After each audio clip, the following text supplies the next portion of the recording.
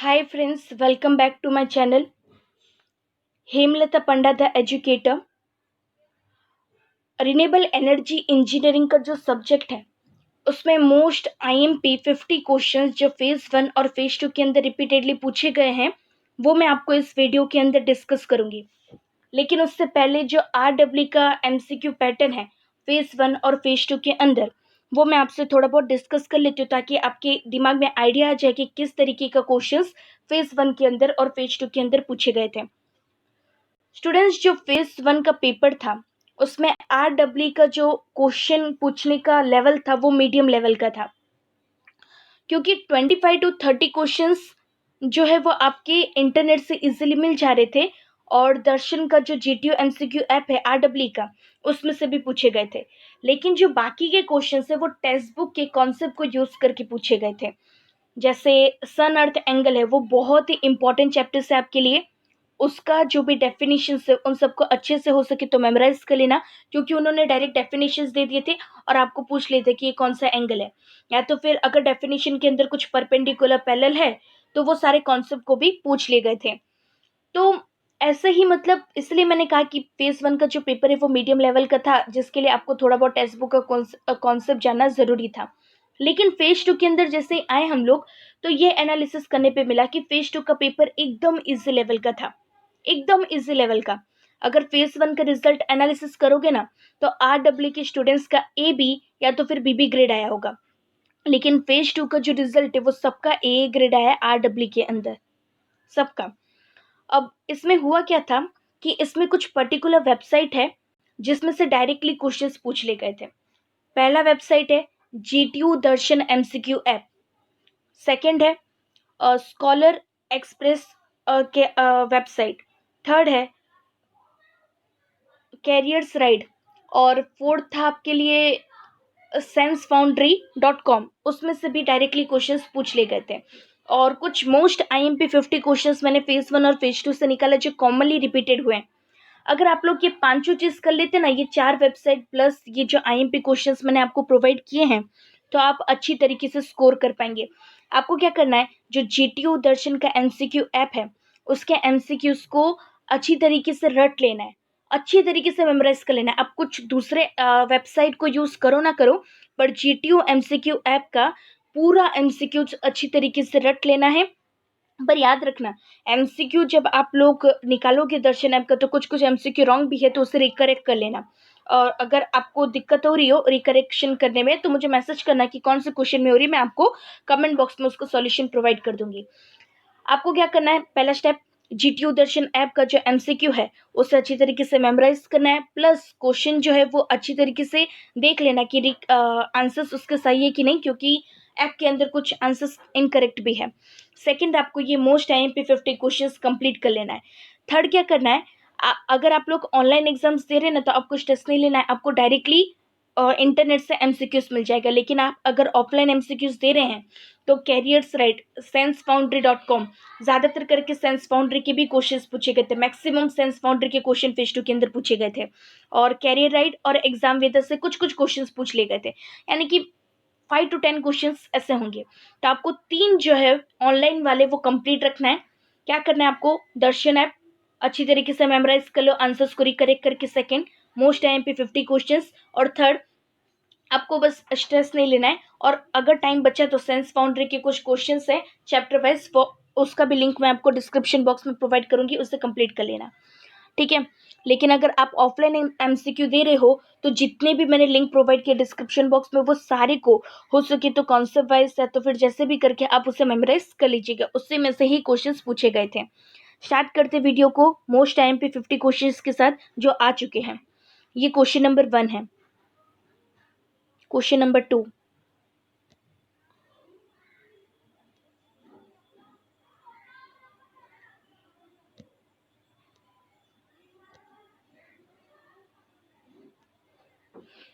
अच्छा स्टूडेंट्स, मैंने ये टेबल क्यों दिया है, क्योंकि उन्होंने ना डायरेक्टली पूछा था कि beam radiation plus diffuse radiation is equal to, तो उसमें ग्लोबल रेडिएशन आंसर आएगा।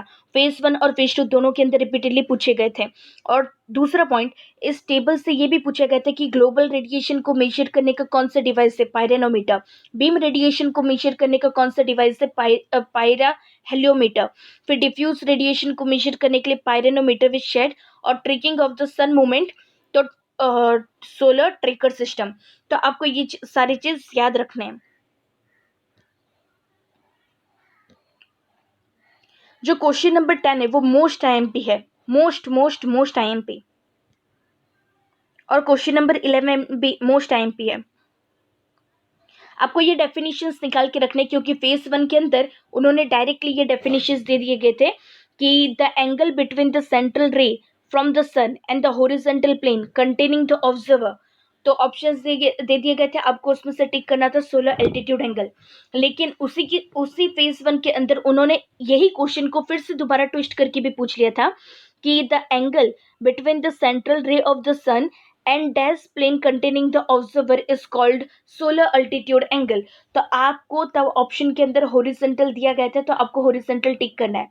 इसलिए मैंने कहा है कितनी बार कि ये जो एंगल के डेफिनेशंस हैं ये अच्छी तरीके से आप मेमोराइज कर लीजिए, और खास करके जो डेफिनेशंस मैंने यहाँ पे प्रोवाइड किए थे उसे तो अच्छे से ही मेमोराइज कर लेना।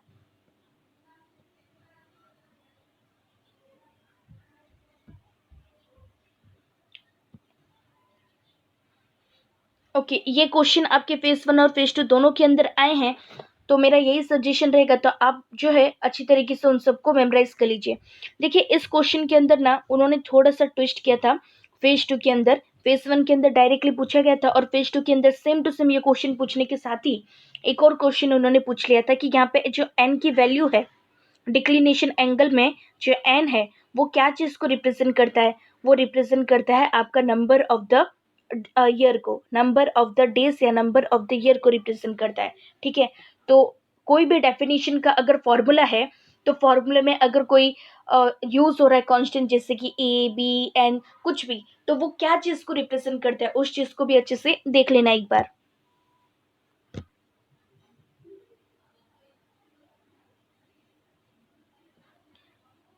ये वाला दर्शन एमसीक्यू ऐप के अंदर दिया गया है, और शायद उसके अंदर आंसर जो है वो 100 दिया गया है। उसका करेक्ट आंसर है 1।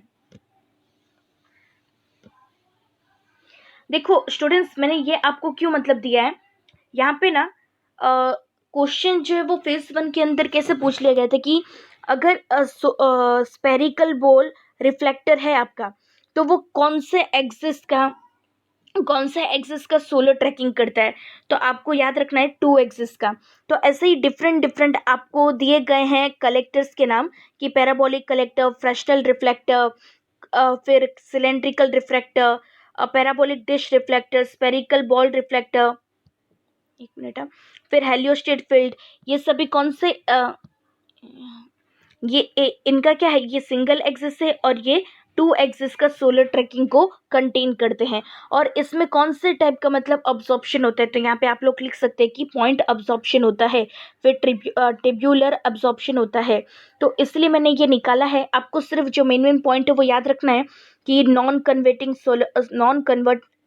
Solar point, flat plate observer, evacuated envelope, ये सारे का जो मोशन है वो स्टेशनरी है, और इनका जो ऑब्जॉर्प्शन है वो फ्लैट ऑब्जॉर्प्शन है।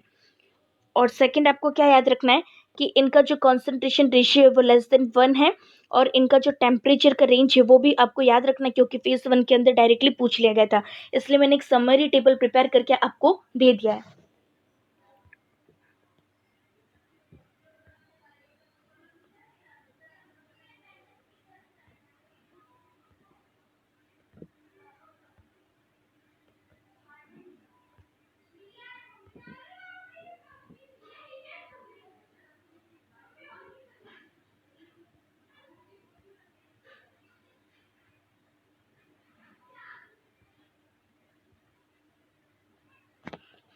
यहाँ पे जो क्लासिफिकेशन ऑफ विंडमिल्स है, आपको याद रखना है कि डेरियस, ये जो डेरियस रोटर होते हैं, ये कौन सी चीज़ को यूज़ करते हैं अपने मोशन को क्रिएट करने के लिए, तो ये लिफ्ट फोर्स को यूज़ करते हैं जो एरोफॉल्स जनरेट करते हैं। और सेवोनियस जो रोटर होते हैं वो कौन से टाइप के मोशन को यूज़ करते हैं, तो वो यूज़ करते हैं ड्रैग फोर्स को, ओनली ड्रैग फोर्स को, और जो डेरियस है वो लिफ्ट फोर्स को यूज़ करते हैं। ये आपको दो का डिफरेंस याद रखना है। और फेज 1 के अंदर ये भी पूछ लिया गया था कि जो हॉरिजॉन्टल एक्सिस टरबाइन है उसके वो क्या क्या हैं। तो आपको ये तीन दे दिए गए थे डायरेक्टली, और इसके बाद डेरियस पुट कर दिया गया था। तो which of the following is not the horizontal axis turbine, तो आपको क्या टिक करना था, डेरियस। ठीक है, ये इसलिए आपको ये तीनों जो है याद रखना पड़ेगा।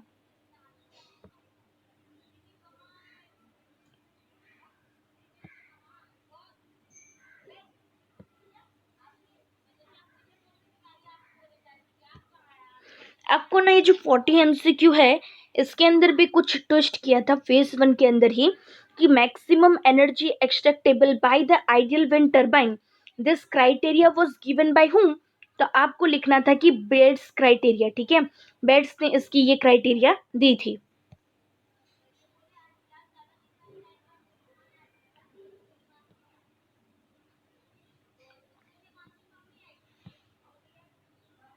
यहाँ पे पेबैक पीरियड लिखा है, और ये फेज 1 के अंदर मोस्ट टाइम पे पूछे गए थे और फेज 2 के अंदर भी रिपीट हुआ है। तो दोस्तों यहाँ पे एमसीक्यूज खत्म हुए।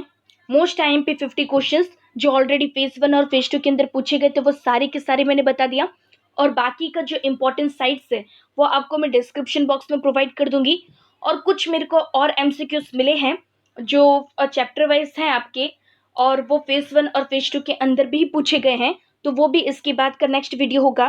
तो चैनल को इसके लिए आप सब्सक्राइब कर लीजिए, लाइक ज़रूर करिएगा, और अपने फ्रेंड्स को शेयर कर दीजिएगा जो ऑनलाइन या तो फिर ऑफलाइन एग्जाम्स दे रहे हैं। Thank you.